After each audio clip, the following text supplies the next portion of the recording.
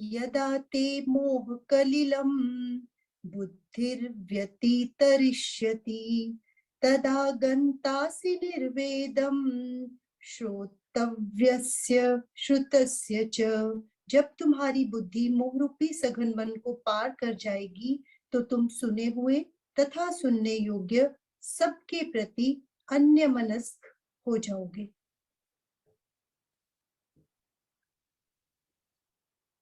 तो इस श्लोक में भगवान जी और अगले में भी, इस श्लोक में और अगले श्लोक में वो हमें बताते हैं कि अपने आप को इवेल्युएट कैसे करना है, अपना मूल्यांकन कैसे करना है। कैसा मूल्यांकन? कि हम जो हमारा स्पिरिचुअल पाथ है,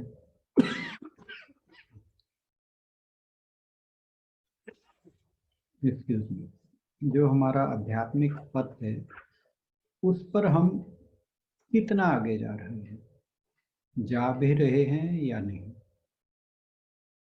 तो भगवान जी उसके बारे में श्लोक में बता रहे हैं। और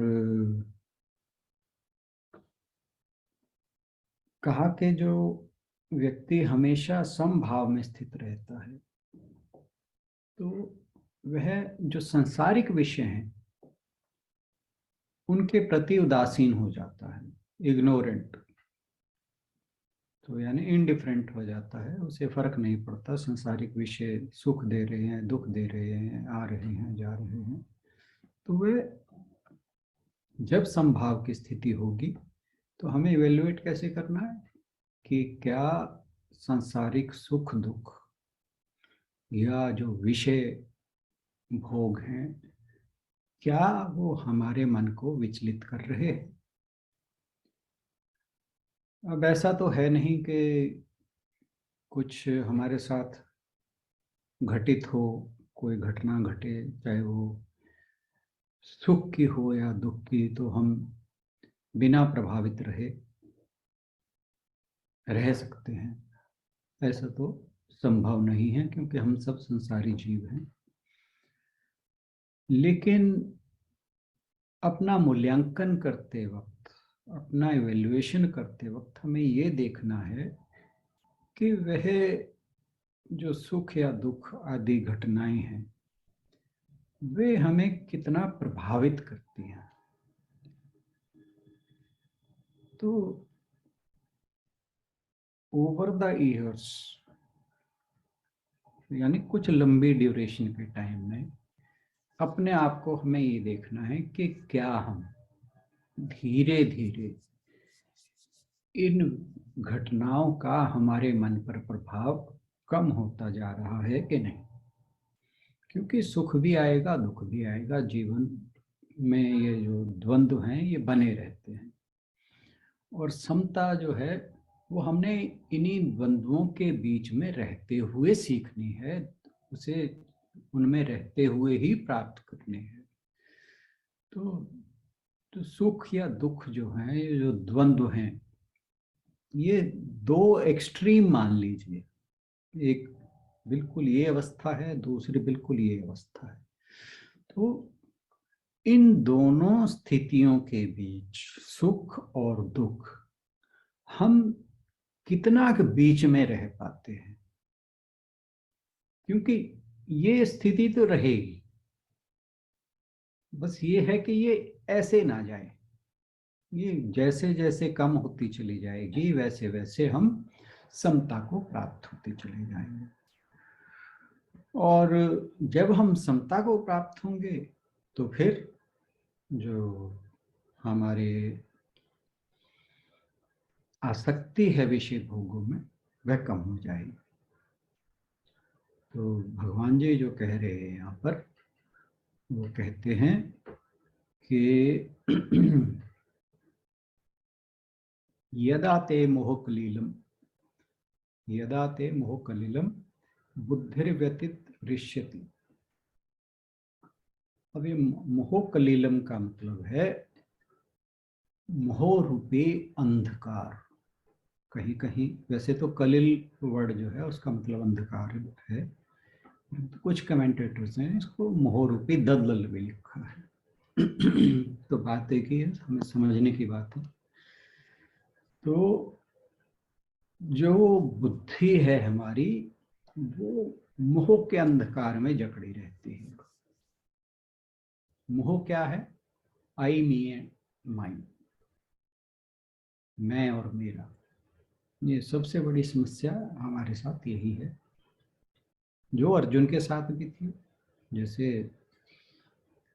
युद्ध भूमि में पहुंचकर जो बड़े उत्साह से वो युद्ध लड़ने के लिए युद्ध भूमि की ओर गया था, वहां बीच में जाकर उसे मैं और मेरा का मोह हो गया कि ये मेरे स्वजन हैं। जब उसने भीष्म और द्रोण को देखा तो उसके अंदर मोह की जो भावना है वो प्रकट हो गई, और उसी कारण उसकी मानसिक अवस्था जो है वो विचलित हो जाती है। और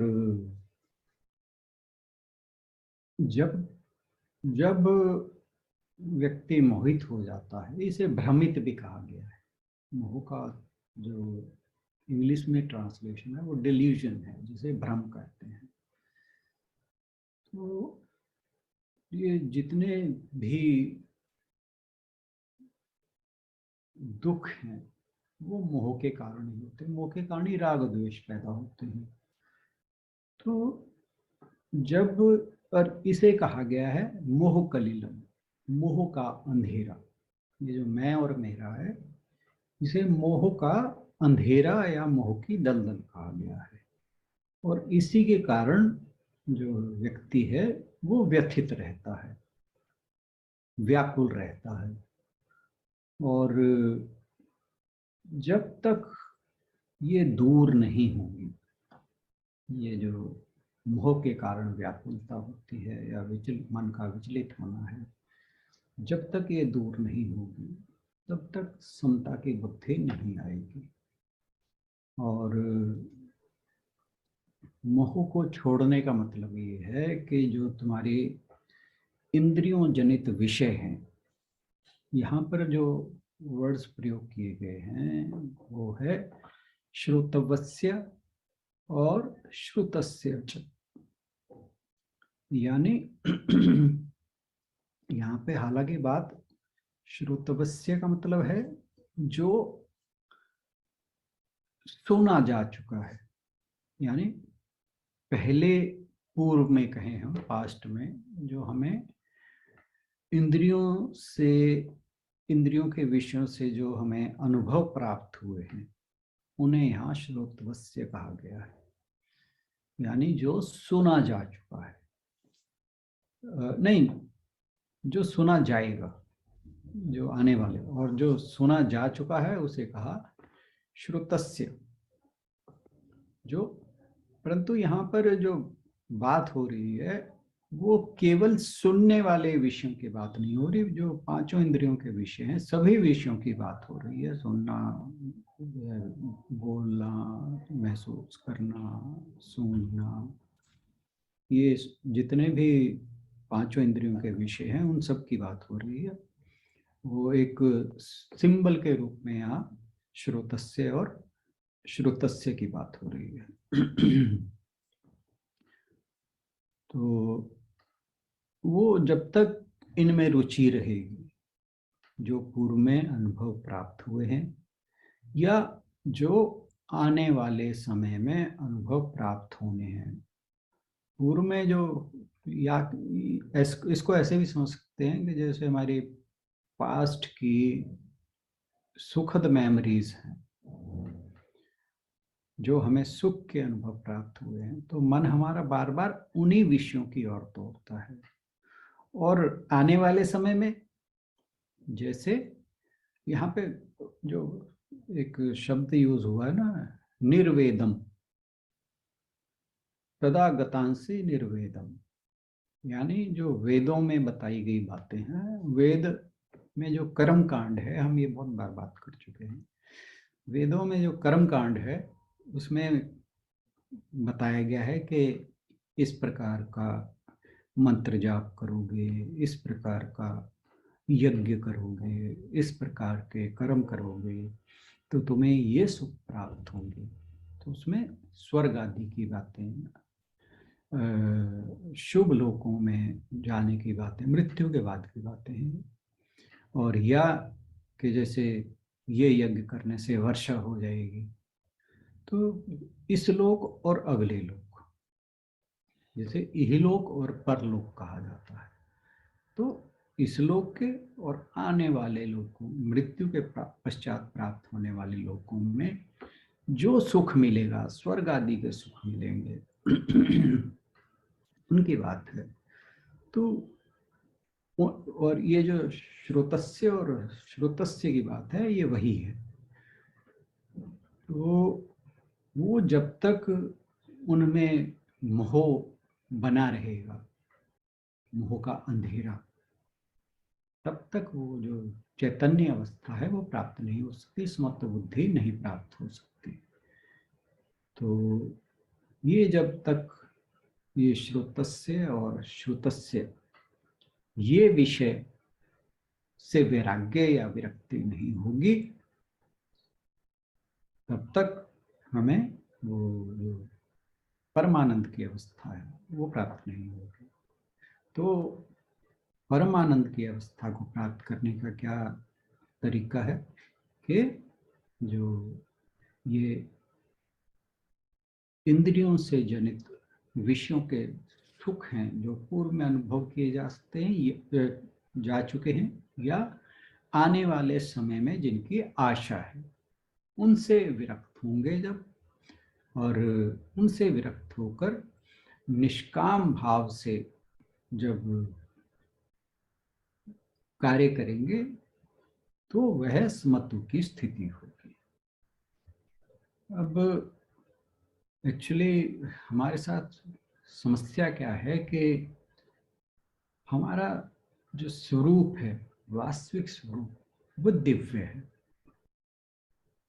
और लेकिन जब हम बॉडी माइंड इंटेलेक्ट के साथ आइडेंटिफाई करते हैं, मन बुद्धि अहंकार के साथ हमारा तादात्म्य होता है, तो ये जो हमारी आत्मा है, आत्म स्वरूप है, ये एक अज्ञान के आवरण में लिपटा हुआ प्रतीत होता है, और इसे ही मोह कलील कहा गया है यानी मोह का आवरण या अंधेरा या दलदल। तो इस मोह का कारण क्या है? वो है माया। ये भी हम बात बहुत बार कर चुके हैं। एक्चुअली हमने जो 15वां अध्याय किया था उसमें इन सारी बातों की बड़ी डिटेल में बात हुई थी। एक्चुअली जो 15th चैप्टर है उसका बेस ये श्लोक है। इस श्लोक से ही ये कहिए कि 15th चैप्टर में हम डिटेल में जान पाते हैं कि इसमें क्या कहा गया है। तो जो माया है उसका हमें प्रत्यक्ष अनुभव नहीं होता, यानी हमें सामने दिखने में कुछ नहीं आता। वो हमारे विचारों में, हमारे अंतःकरण में वो जो सत्व, रज और तमस गुण हैं वो अलग अलग तरह से अभिव्यक्त होते हैं, और जिसमें जिस चीज की जितनी अधिकता होती है, जिस भी की, उसका व्यवहार वैसा ही होता है। और तो जो माया है वो अभिव्यक्त कैसे होती है? हमारे गुणों की अधिकता, किस गुण की हमारे अंदर अधिकता है। तो माया को हमारे ऋषि मुनियों ने जाना कि वो 2 लेवल पे अभिव्यक्त होती है। एक तो जो बुद्धि है हमारी, उसके ऊपर अज्ञान का आवरण। तो ये जो अज्ञान का आवरण है उससे क्या होता है कि हम सोचते हैं कि ये जो जगत है, ये जो संसार हमें दिखाई दे रहा है, इसमें जो कुछ भी हो रहा है, क्योंकि हमें सरेआम वो हमारी इंद्रियां जो हैं वो अनुभव करा रही हैं कि संसार में ये है, ये है, ये है, तो हमें वो सब कुछ रियल लगता है, सत्य लगता है, वही सत्य लगता है। तो दूसरा क्या है कि ये जो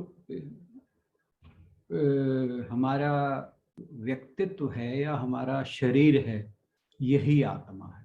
मतलब मैं अपने आप को शरीर समझना,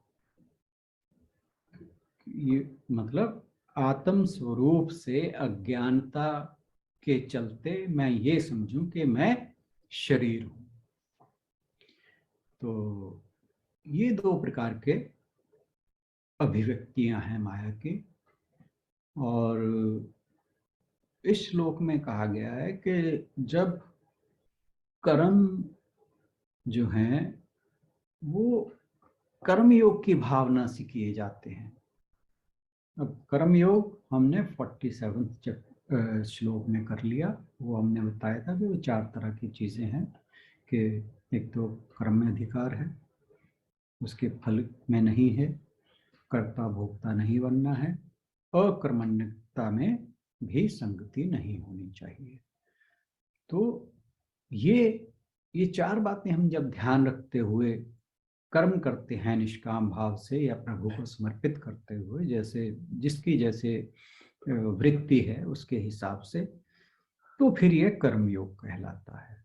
तो इस कर्म योग के अनुसार जब हम कर्म करते हैं तो हमारी बुद्धि शुद्ध होने लगती है, विवेक जागृत होने लगता है। और फिर जब विवेक जागृत होता है, फिर ये जो मोह कलिल है, मोह का अंधेरा, ये अज्ञान का आवरण, ये धीरे धीरे आत्मा पर से हटने लगता है। और जो मोह है, जब उससे निवृत्ति होती है, यानी मोह से हम छूट जाते हैं, मोह से आगे निकल जाते हैं, या हम उसे कहते हैं कि हम उसे पार पा जाते हैं, तो फिर जो विषय भोग हैं उनमें हमारी विरक्ति अपने आप होने लगती है। और जब तक नहीं होता, यानी जब तक आत्मा के प्रति अज्ञान है, तब तक व्यक्ति जो है वो सुख पाने के लिए ही दिन रात अपने कर्म करता है, चाहे मिले उसे दुख ही, परंतु उसकी चाह जो है वो सदा सुख पाने की ही रहती है। और वो फिर उस सुख को ढूंढता है सांसारिक विषयों में, विषय भोगों में, कि मुझे ये मिल जाए तो मुझे ये सुख होगा। हालांकि वो कभी उस सुख, जो सुख है वो हर बार अस्थाई होता है और दुख के रूप में परिणत होता रहता है। लेकिन जैसे हम ठंड के टाइम जैसे बादल छाए हुए हों, तो हर कोई हीटर के आसपास बैठना पसंद करता है। लेकिन जैसे ही बादल छटने लगते हैं और धूप निकलती है, तो वैसे ही व्यक्ति भागकर धूप के अंदर बैठकर आनंद लेने का प्रयास करता है। ऐसे ही जब अज्ञान के बादल हटने लगते हैं, फिर उस परम आनंद की स्थिति को वो प्राप्त करना शुरू कर देता है। तो जैसे जब वह व्यक्ति अपना आत्म स्वरूप जो है, वास्तविक रूप जो है, उसे पहचान लेता है, तो अज्ञान का अंधेरा, ये जो मोह कलिल है, तो वो भाग दौड़ जो इन सुखों को पाने, विषय भोगों के सुखों को पाने की भाग दौड़ है, वो अपने आप थम जाती है। और छांदोग्य उपनिषद में जो आपको कुछ अगर ध्यान हो, श्वेत केतु का जो प्रकरण है, मैं थोड़ा सा समय है बता देता हूँ कि आरुणि ऋषि थे, उनका पुत्र श्वेत केतु था। श्वेत केतु को उन्होंने गुरुकुल भेजा ज्ञान प्राप्ति के लिए। बुद्धि तेज थी उसकी, तो उसने अपने गुरु से सभी वेद विद्याएं सीख ली और सभी विद्यार्थियों में वह अव्वल था। तो गुरु भी उससे प्रसन्न हुए, परंतु जब गुरुकुल से विदा का समय आया तो वह जाकर गुरु से बोला कि मैं जाकर जितने भी बड़े बड़े विद्वान हैं उनको सबको शास्त्रार्थ में हराऊंगा।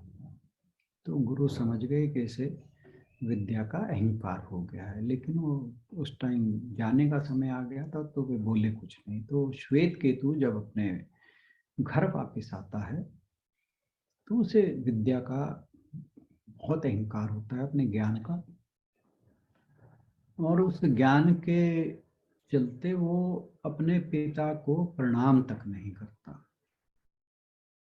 जो ऋषि आरुणि थे वे ज्ञानी व्यक्ति थे, वो समझ जाते हैं कि भाई इसे विद्या का, ज्ञान का अभिमान हो गया है, इसी कारण इसकी बुद्धि इसे इस तरह से व्यवहार कर रही है। तो उसको ये समझे ग्राउंड करने के लिए उसके जो अहंकार था, महर्षि आरुणि कहते हैं श्वेत केतु तू वो भी सिखाया जिसको सीखने के बाद कुछ और सीखना शेष नहीं रह जाता। अब इतना सुनते ही उसकी बुद्धि चकरा जाती है श्वेत केतु, और वो सीधा उसे लगा कि मैंने गुरुकुल में तो सीखा ही नहीं। तो वो सीधा अपने पिता के चरणों में पहुंच जाता है कि भाई कहीं ये दोबारा मुझे गुरुकुल ना भेज दे, कि पिता ये चीज़ तो मैं नहीं सीख पाया, इसका ज्ञान मुझे आप ही दें, इसकी शिक्षा मुझे आप ही दें। तो फिर इसके बाद की स्टोरी लंबी है, वो उसे कैसे उसका अहंकार दूर करते हैं और इस ज्ञान की उसे शिक्षा देते हैं कि वह कौन सा ज्ञान है जिसे जानने के बाद कुछ और जानना शेष नहीं रहता।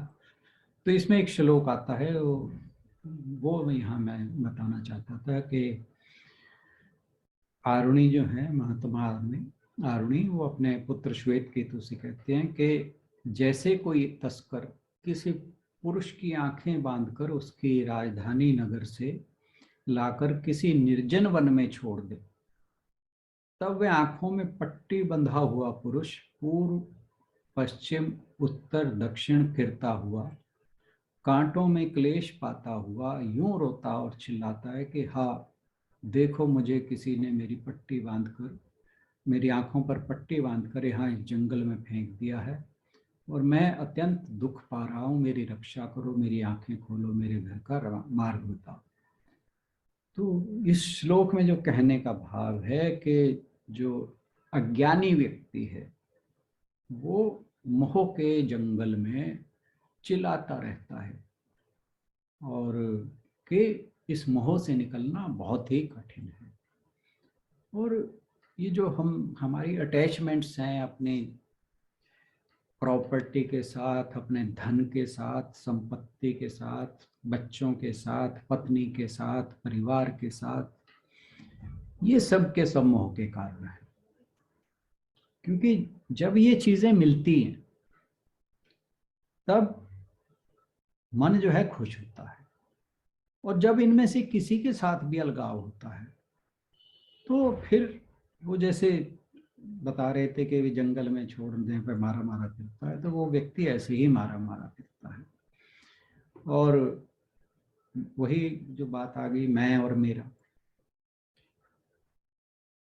ये मैं हूँ, ये मेरा है, मैं इसका हूँ, ये सब कुछ मोह है। मन का चंचल होना मोह है, और शरीर का जो अहम भाव है कि मैं शरीर हूँ, ये भी मोह है। धन को, अगर किसी को धन प्राप्त कर लिया किसी ने, फिर कि ये कैसे बचा रहे, इसका क्षय ना हो, ये कम ना हो, उसी में लगे रहना, ये सब मोह है। तो भगवान जी कहते हैं अर्जुन को कि जब तेरी बुद्धि इस मोह कलिल, मोह के आवरण, मोह के अज्ञान, मोह की दलदल से तरने में समर्थ हो जाएगी, तभी तू श्रोतव्य और श्रुत, यानी जो सुन चुका है, यानी जो पूर्व में अनुभव कर चुका है, और आने वाले समय में जिन अनुभवों, सुखद अनुभवों की तो आशा करता है, उन सब से तो विराग को प्राप्त होगा। और उसका तरीका वैराग के क्या है? कर्मयोग की बुद्धि। जब व्यक्ति की बुद्धि कर्मयोगी हो जाती है, फिर इन सुखों से जो हम पूर्व में अनुभव कर चुके हैं या आने वाले समय में जिनकी आशा रखते हैं, तो फिर इनके प्रति जब व्यक्ति कर्मयोगी होता है, कर्मयोग के अनुसार कर्म करता है, फिर इनमें मोहित नहीं होता। और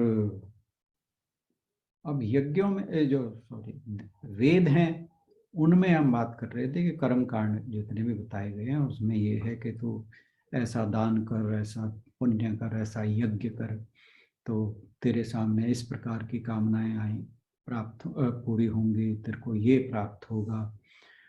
तो जब तक मनुष्य इन चक्रों में पड़ा रहता है, जो उसके कर्म है, इन चीजों की प्राप्ति, धन, पुत्र, स्त्री, संपत्ति, इनकी प्राप्ति में लगी रहती है, कामनाओं की पूर्ति में लगी रहती है, तब तक मोह का कलिल जो है वो बना रहता है। और जब कामनाओं से विरक्ति हो जाती है, तो फिर जो है समता का भाव आ जाता है और व्यक्ति कर्मयोगी हो जाता है।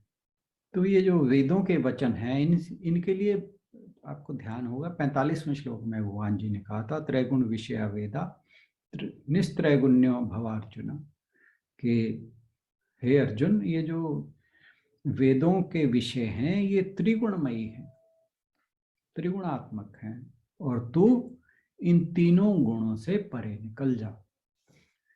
तो उसका कहने का भाव क्या था कि ये जो कर्म कांड की बातें वेदों में कही गई हैं, उनको इग्नोर करके जो ज्ञान कांड है, जो मनुष्य को मोक्ष की प्राप्ति के संबंधी ज्ञान है, उसके विषय में लग जा।